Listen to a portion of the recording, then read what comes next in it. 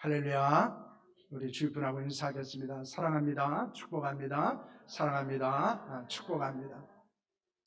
여러분 잘 오셨습니다. 그리고 하나님의 은혜 안에서 여러분 승리할 수 있는 삶을 살아갈 수 있기를 소망합니다. 이제 우리가 계속해서 그리스도인의 확신에 대한 말씀들을 함께 나누고 있습니다. 그래서 첫 번째 시간에는 우리가 이 확신의 필요성에 대해서 말씀을 나눴고, 두 번째 시간에서는 우리가 구원의 확신에 대한 말씀들을 우리가 함께 나누었습니다. 오늘은 이제 사죄의 확신, 즉 재용서의 확신에 대한 것들에 대해서 우리가 함께 말씀을 나누려고 합니다. 기독교 신앙에서 가장 기본적이고 핵심적인 개념 중에 하나는 바로 죄라고 하는 것입니다. 그러므로 성경은 모든 사람은 죄인이다. 죄의 결과는 사망이다. 그리고 죄의 해결은 오직 예수 그리스도밖에 없다라고 하는 것을 선언하고 있습니다. 이것은 인간의 이해를 요구하는 것이 아니라 하나님의 선언하신 진리라고 하는 것입니다. 그래서 인간이 죄인이라는 것을, 또 죄의 결과가 죽음이라는 것을, 또 예수 그리스도만이 죄의 해결자라고 하는 것을 거부하는 사람들도 있습니다. 하지만 그럼에도 불구하고 죄에 대한 하나님의 선언은 진리입니다. 인간이 그것을 이해할 수 있느냐, 그것을 인간이 받아들일 수 있느냐에 따라서 그것이 진리가 되기도 하고 비진리가 되는 것이 아니기 때문입니다. 하나님은 분명히 우리에게 말씀하고 있습니다. 모든 사람은 죄인이고 죄의 결과는 사망이고, 그리고 그 죄를 해결할 수 있는 분은 오직 예수 그리스도밖에 없다라는 것을 말씀하고 있습니다. 우리가 속한 교회는 대한예수교 장로의 합동측입니다. 종교개혁자 칼빈의 개혁주의 신학을 따르고 있습니다. 개혁주의 신학자 루이스 벌코프는 이제 인간론을 다루면서 그 속에 죄에 대해서 언급을 하고 있습니다. 그래서 이 벌코프는 인간론을 다루면서 죄의 상태에 있는 인간, 그리고 은혜 아래에 있는 인간에 대해서 나누어서 설명하고 있는 것이 이 루이스 벌코프의 조직신학에서의 그 인간론입니다. 그래서 루이스 벌코프는 죄를 원죄와 자범죄, 번죄로 나누고 있습니다. 여러분, 원죄는 무엇입니까? 로마서 5장 12절 말씀을 보시기를 바랍니다. 함께합니다. 그러므로 한 사람으로 말미암아 죄가 세상에 들어오고 죄로 말미암아 사망에 들어왔나니 이와 같이 모든 사람이 죄를 지었으므로 사망이 모든 사람에게 이르렀느니라 라고는 말씀을 하고 있습니다. 이 원죄는 아담과 하와의 타락으로 말미암아 그 후손들에게 영향을 준 죄를 말하고 있는 것입니다. 아담의 후손으로 태어난 모든 인간은 죄의 신분을 가지고 태어나게 된다는 것입니다. 그 죄로 인해서 영원한 사망을 들어가게 되었습니다. 그리고 그 원죄의 영향으로 우리는 계속해서 죄를 지으려는 경향을 가지고 있는 것입니다. 이 원죄가 하나님의 은혜와 그리스도의 보혈로 사함을 받은 것을 구원의 서정에서는 칭의라고 말하고 있습니다. 이 칭의는 칭의의 은혜를 받은 자에게는 더 이상 죄로 인한 하나님의 진노와 저주와 사망이 없는 것입니다. 그래서 우리가 예수 그리스도를 구주로 믿을 때 우리는 이 원죄로부터 자유함을 얻게 되어집니다. 여러분, 번제는 무엇입니까? 이사야서 53장 6절 말씀입니다. 함께합니다. 우리는 다 양 같아서 그릇 행하여 각기 제 길로 갔거늘 여호와께서는 우리의 모두의 죄악을 그에게 담당시키셨도다 라고는 말씀을 합니다. 번제는 원죄의 영향으로 죄인으로 태어난 사람이 각자 스스로 짓는 자범죄를 말하고 있습니다. 그래서 번제를 가리켜서 자범죄라고 말하기도 합니다. 이 죄는 성령의 역사로 죄를 발견하고 고백하면 하나님께서 용서해 주십니다. 우리가 성화의 과정에서 반드시 요구되어지는 것은 이 번제, 자범죄에 대한 회개입니다. 그렇기 때문에 우리가 거룩한 삶을 살아가기 위해서, 그리고 우리가 거룩한 하나님의 백성으로 살아가기 위해서 필요한 것은 우리의 자범죄에 대한 회개입니다. 그리고 우리가 그 죄를 회개하면 우리를 용서하시고 사해 주신다는 것입니다. 교리적인 의미에서 죄를 원죄와 번죄, 즉 자범죄로 구분을 해서 설명을 하고 있습니다. 그런데 죄를 좀 더 다른 관점에서 우리가 이해할 수 있습니다. 그렇다면 죄는 무엇입니까? 첫째, 죄는 불신앙입니다. 요한일서 5장 10절 말씀입니다. 우리 함께 합니다. 하나님의 아들을 믿는 자기 안에 증거가 있고 하나님을 믿지 아니하는 자는 하나님을 거짓말하는 자로 만드나니 이는 하나님께서 그 아들에 대하여 증언하신 증거를 믿지 아니하였음이라는 말씀을 하고 있습니다. 이는 하나님에 대한 태도를 이야기하는 것입니다. 죄는 하나님을 믿지 않는 것입니다. 예수 그리스도를 구주로 믿지 않는 것이 죄라는 것입니다. 세상 사람들은 윤리와 도덕적인 관점에서 때로는 실정법의 관점에서 죄를 말하지만은 성경을 죄를 신앙적인 관점에서 언급하고 있습니다. 그러므로 성경에서 말하는 가장 기본적인 죄는 무엇입니까? 하나님을 믿지 않는 것입니다. 예수 그리스도를 구주로 믿지 않는 죄입니다. 그러므로 하나님을 믿지 않은 불신앙이 죄라는 것입니다. 둘째로 죄는 불순종입니다. 예레미야 9장 13절과 14절 말씀입니다. 함께합니다. 예수께서 말씀하시되 이는 그들이 내가 그들의 앞에 세운 나의 율법을 버리고 내 목소리를 순종하지 아니하며 그대로 행하지 아니하고 그 마음의 완악함을 따라 그 조상들이 자기에게 가르친 바알들을 따랐음이라는 말씀을 하고 있습니다. 이것은 하나님의 말씀에 대한 태도입니다. 그들은 하나님의 말씀에 귀를 기울이지 않고 순종하지 않았다는 것입니다. 그것을 죄라고 성경은 말씀하고 있습니다. 하나님의 말씀에 대한 불순종, 그것이 죄입니다. 셋째, 불경건입니다. 요다서 1장 15절 말씀은 이렇게 말합니다. 이는 무사람을 심판하신 모든 경건하지 않은 자가 경건하지 않게 행한 모든 경건하지 않은 일과 또 경건하지 않은 죄인들이 주를 거슬려 한 모든 완악한 말로 말미암아 그들을 정죄하려 하심이라 하였느니라는 말씀을 합니다. 이것은 자신에 대한 태도입니다. 자신의 삶에 대한 태도를 말하는 것입니다. 경건은 삶으로 신앙과 순종을 나타내지 않는 것으로 하나님 앞에서 흠이 없이 살아가는 것입니다. 거룩함과 온전함이 없는 삶은 불경건의 죄라는 것입니다. 넷째는 불건덕이 죄입니다. 고린도전서 10장 23절과 24절 말씀입니다. 함께합니다. 모든 것이 가하나 모든 것이 유익한 것이 아니요 모든 것이 가하나 모든 것이 덕을 세우는 것이 아니니 누구든지 자기의 유익을 구하지 않고 남의 유익을 구하라 라고 하는 말씀을 합니다.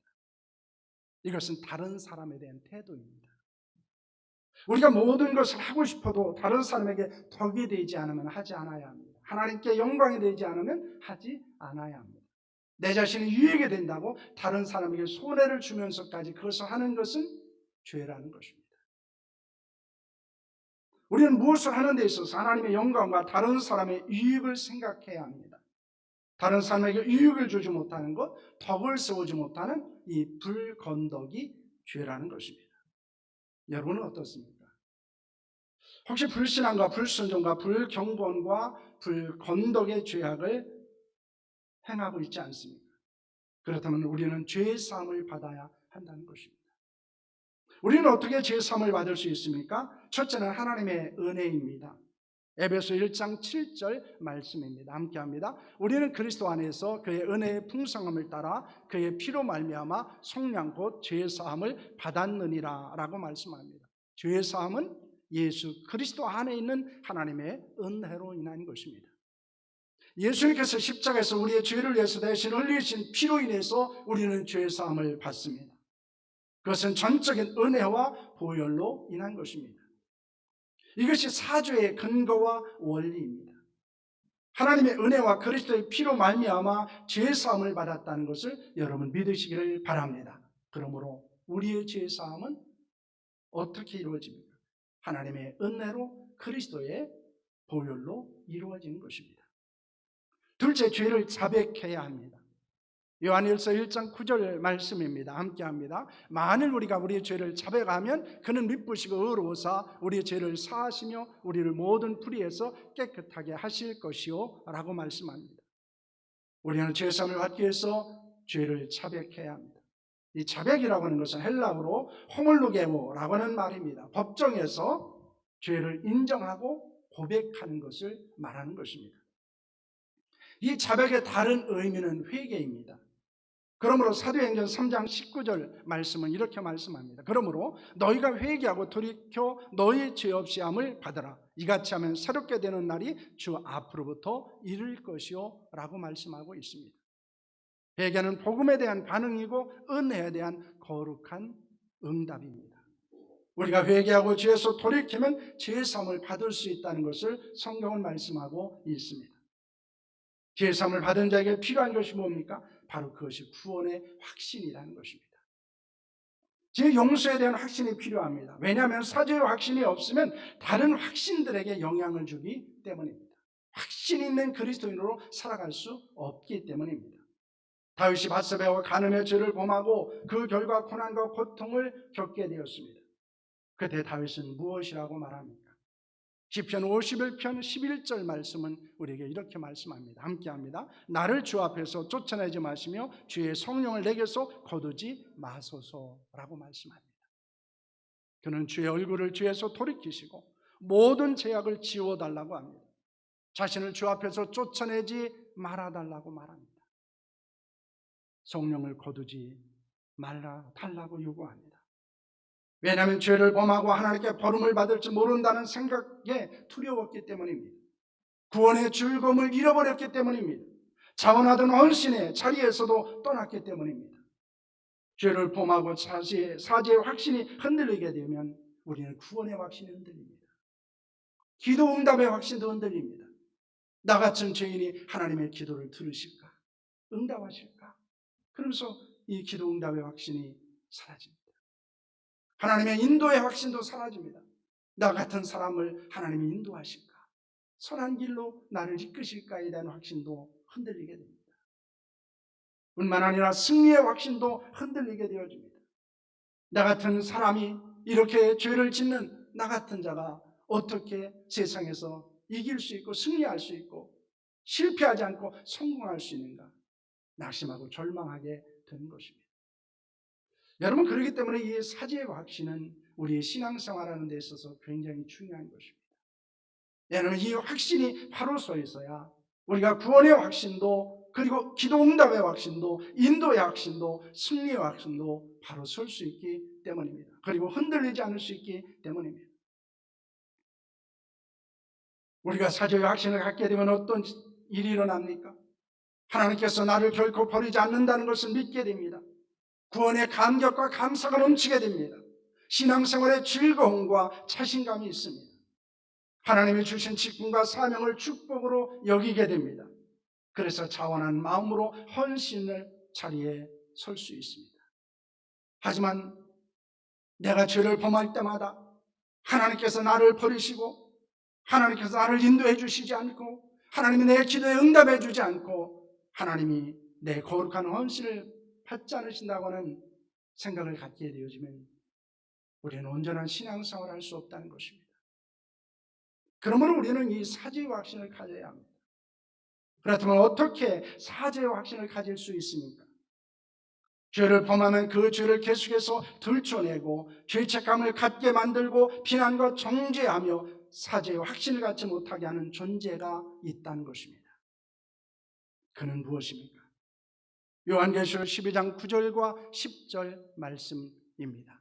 우리 함께 하겠습니다. 큰 용에 내쫓기니 옛뱀 곧 마귀라고도 하며 사탄이라고도 하며 온 천하에 꿰는 자라. 그가 땅으로 내쫓기니 그의 사자들도 그와 함께 내쫓기니라. 내가 또 들으니 하늘에 큰 음성이 있어 이르되 이제 우리 하나님의 구원과 능력과 나라와 또 그의 그리스도의 권세가 나타났으니 우리 형제들을 참수하던 자 곧 우리 하나님 앞에서 밤낮 참수하던 자가 쫓겨났고 라고는 말씀을 합니다.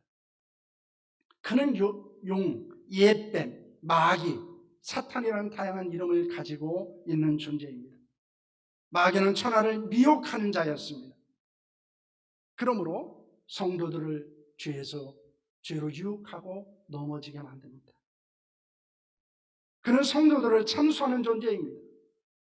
그러므로 마귀는 사람들을 미혹하여 죄를 짓게 만들 뿐만 아니라 그 죄를 비난하고 정죄하고 고소하는 존재라는 것입니다.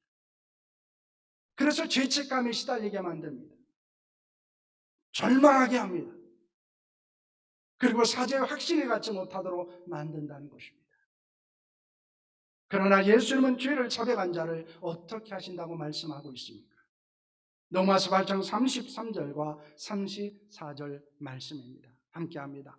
누가 능히 하나님께서 택하신 자들을 고발하리요, 의롭다 하신 이는 하나님이시니 누가 정죄하리요. 죽으실 뿐 아니라 다시 살아나신 이는 그리스도 예수시니 그는 하나님 우편에 계신 자요 우리를 위하여 간구하시는 자신이라는 말씀을 하고 있습니다. 하나님, 우리가 예수 그리스도의 대속적인 죽음으로 인해 죄사함을 받은 후에 그 죄로 인해 진노와 저주하지 않으신다고 말씀하고 있습니다. 악한 마귀는 우리의 죄를 참수하지만은 예수는 하나님의 우편에서 우리를 위해서 간구하신다고 말씀합니다. 여기서 이 간구는 변호를 말하는 것입니다. 악한 마귀는 검사로서 우리의 죄를 들춰내고 우리의 죄를 참수합니다. 고소합니다. 정죄합니다. 그 죄에 대한 대가를 지불하라고 말합니다. 하지만 예수님은 하나님의 우편에서 우리를 변호하십니다. 히브리서 10장 17절과 18절 말씀입니다. 우리 함께 하겠습니다. 또 그들의 죄와 그들의 불법을 내가 다시 기억하지 아니하리라 하셨으니 이것들을 사하셨은즉 다시 죄를 위하여 제사 드릴 것이 없느니라 고 말씀합니다. 하나님은 죄를 자백한 사람들의 죄에 대한 기억 상실이 있으신 분이십니다. 다시는 그 죄를 기억하고 저주하지 않으십니다. 우리는 진정한 마음으로, 진실한 마음으로 죄를 자백하고 사죄의 은혜를 경험한 후에는 더 이상 죄책감에 시달리지 않아야 한다는 것입니다. 목회를 하다 보면 이 사죄의 확신이 없는 사람들을 종종 만나게 됩니다. 그래서 자신의 삶에 조그만 어떤 일이 일어나도 그것이 다 죄 때문이라고 생각합니다. 하나님이 심판하시고 하나님이 저주하시고 하나님이 정죄하셨기 때문이라고 말합니다. 그 신앙생활에 기쁨이 없습니다. 항상 두려움 속에서 하게 되어집니다. 그러나 여러분, 사죄의 확신을 우리가 갖게 되어지면, 그리고 우리가 진정으로 예수 그리스도 앞에서 우리의 죄를 자백했다면 더 이상 죄에 대해서 자유로워져야 합니다. 죄에 대한 용서를 의심하지 않아야 합니다. 사죄의 확신을 갖고 살아야 합니다. 그것 때문에 하나님은 우리를 계속해서 죄를 들춰내고 우리를 정죄하고 심판하지 않습니다. 사람들은 어떻습니까? 우리가 죄를 범하고 자신에게 어떤 해를 끼치면 그걸 잊어버리지 않습니다. 잊지 않습니다. 싸움할 때마다 그걸 꺼냅니다. 부부싸움 하시다 보면 아마 그걸 절감하실 것입니다. 나는 기억도 없는데 어쩜 그걸 잘 기억하는지 모릅니다. 그러나 하나님은 그런 분이 아니시다는 거예요. 한 번 용서하시고 한 번 사해 주시면 하나님은 그것을 잊어버리시는 분이십니다. 그런데 우리는 그것을 잊지 않습니다. 그런데 우리가 잊지 않는 것이 아니라 악한 마귀가 그것을 계속해서 들춰내는 것입니다. 그리고 우리가 죄책감 속에서, 그리고 우리가 죄의식 가운데서 벗어나지 못하도록 합니다.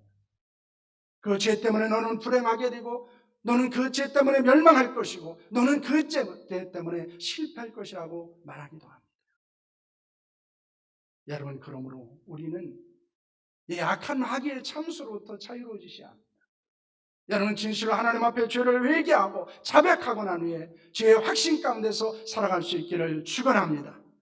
그러나 하나님께서 죄를 자백하면 용서해 주셨다고 마음대로 살아도 되는 것은 아닙니다. 그것은 죄 용서받은 사람들로서의 온전한 삶이 아니라는 것입니다. 그렇다면 사죄의 확신을 갖고 우리는 어떻게 살아야 됩니까? 첫째는 반복해서 죄를 짓지 않아야 합니다. 예수님께서 성전에 들어가셨을 때 간음하다가 현장에서 잡힌 여인이 있었습니다. 사람들은 여인을 돌로 쳐 죽이라고 합니다. 그러자 예수님은 땅에 무엇인가를 쓰셨습니다. 그리고 돌을 들고 있는 사람들을 향해서 뭐라고 말씀합니까? 죄 없는 자가 돌로 치라고 말씀하셨습니다. 그러자 사람들의 손에 들고 있었던 돌을 던지고 모두 떠났습니다. 그 여인을 향해서 예수님은 무엇이라고 말씀을 하십니까? 요한복음 8장 11절 말씀입니다. 함께합니다. 대답하되 주여 없나이다. 예수께서 이르시되 나도 너를 정죄하지 아니하노니 가서 다시는 죄를 범하지 말라 하시니라. 이렇게 말씀합니다. 여러분 여기 중요한 말씀을 하십니다. 나도 너를 정죄하지 않니? 다시는 죄를 범하지 말라라고 말씀합니다. 이런 예수님의 용서를 받은 자로 다시는 죄악을 행하지 말라는 것입니다. 사죄의 은총을 받은 자는 반복해서 죄를 짓지 않아야 한다는 것입니다. 죄의 종이 아니라 의의 종으로 살아야 합니다. 사죄의 확신을 가져야 우리는 죄를 이길 수 있는 것입니다. 내 죄가 용서받았다는 사실을 아는 사람은 다시 그 죄를 반복해서 짓지 않습니다. 그 하나님의 사랑을 알기 때문에 그 죄를 이기는 자로 살게 되는 것입니다. 둘째는 서로 용서하는 자가 되어야 합니다. 에베소 4장 32절 말씀입니다. 함께합니다. 서로 친절하게 하며 불쌍히 여기며 서로 용서하기를 하나님이 그리스도 안에서 너희를 용서하신 것 같이 하라라고는 말씀을 합니다. 예수님께서 우리의 죄를 사하신 것은 죄를 용서하는 삶을 살라는 거룩한 요구입니다. 우리가 다른 사람을 친절하게 대해야 합니다. 긍휼히 여겨야 합니다. 그리고 서로를 용서해야 합니다. 우리가 누군가를 용서하지 못한다면 우리는 예수 그리스도의 십자가 앞에 나가야 합니다. 그곳에서 주의 흘리신 피가 나를 용서하기 위한 것임을 발견해야 합니다. 그러므로 다른 사람의 죄를 비난하고 정죄함으로 그 사람을 낙심하게 만들고 절망하게 만드는 것은 하나님의 사람의 모습이 아니라는 것입니다. 용서받은 자의 삶이 아니라는 것입니다. 예수님께서 내 죄를 용서하신 것처럼 우리도 다른 사람의 죄를 용서하는 자로 살아갈 수 있기를 바랍니다. 그것이 사죄의 확신 가운데 살아가는 사람들입니다. 우리는 하나님의 은혜로 의인이 되고 하나님의 자녀가 되었음에도 불구하고 완전한 존재가 아닙니다. 때로는 죄의 유혹 앞에 힘없이 무너질 수도 있습니다. 그럼에도 하나님은 우리를 버리지 않습니다. 우리가 죄를 자백하면 하나님은 죄를 사하시고 용서해 주십니다. 왜냐하면 그 하나님은 미쁘시고 의로우신 분이기 때문입니다. 제3의 확신은 인간에게 있는 것이 아니고 언약의 신실하신 하나님, 우리를 사랑하시는 하나님께 있는 것입니다. 여러분, 누가 용서하는 자가 됩니까? 사랑하는 사람이 용서하는 자가 되는 것입니다. 어떤 두 사람이 싸웠다고 해보십시오. 먼저 용서하는 사람이 사랑하는 사람입니다. 하나님이 우리를 사랑하시기 때문에 용서하신다는 것입니다. 여러분, 아직 자백하지 않은 죄가 있습니까? 그렇다면 우리는 죄를 자백해야 합니다. 그러면 하나님께서 그 죄를 사하시고 다시는 기억하지 않습니다. 그리고 다시는 우리는 죄를 짓지 않아야 합니다. 우리의 진홍 같은 죄를 양털같이 희게 하십니다. 동에서 소가 먼 것처럼 우리의 죄를 멀리 던지십니다. 그리스도의 보혈로 우리의 죄를 깨끗하게 씻어 주십니다. 이제는 더 이상 진노와 저주를 받지 않습니다. 정죄와 사망을 받지 않는 것입니다. 그러므로 사죄의 확신을 갖고 죄의 종으로 살지 않기를 소망합니다. 우리는 죄책감에서 자유로워지셔야 합니다. 그리스도인으로서 계속해서 우리가 죄의식을 갖고 죄책감 속에서 노예가 되는 것은 하나님의 원하시는 삶의 모습이 아닙니다. 그것은 사단의 참수에 우리가 속아 넘어가는 것입니다. 우리가 정말로 하나님 앞에서 그 죄를 때문에 울고 그 죄 때문에 아파하고 그 죄를 하나님 앞에 회개했다면 우리는 그것으로부터 벗어나셔야 합니다. 그리고 하나님이 내 죄를 용서해 주셨다는 은혜의 감격 속에서 살아야 합니다. 저주와 심판의 두려움을 극복할 수 있어야 합니다. 서로의 죄를 용서하고 죄의 유혹을 이기는 자가 되어야 하는 줄로 믿으시기를 바랍니다. 여러분의 어떤 죄가 있든지 하나님은 그 죄를 자백하면 용서해 주신다고 말씀하고 있습니다. 그러므로 여러분이 하나님 앞에 죄를 자백하고 용서받은 자로서의 기쁨과 용서받은 자의 평안함과 용서받은 자의 행복이 여러분 가운데 있기를 소망합니다.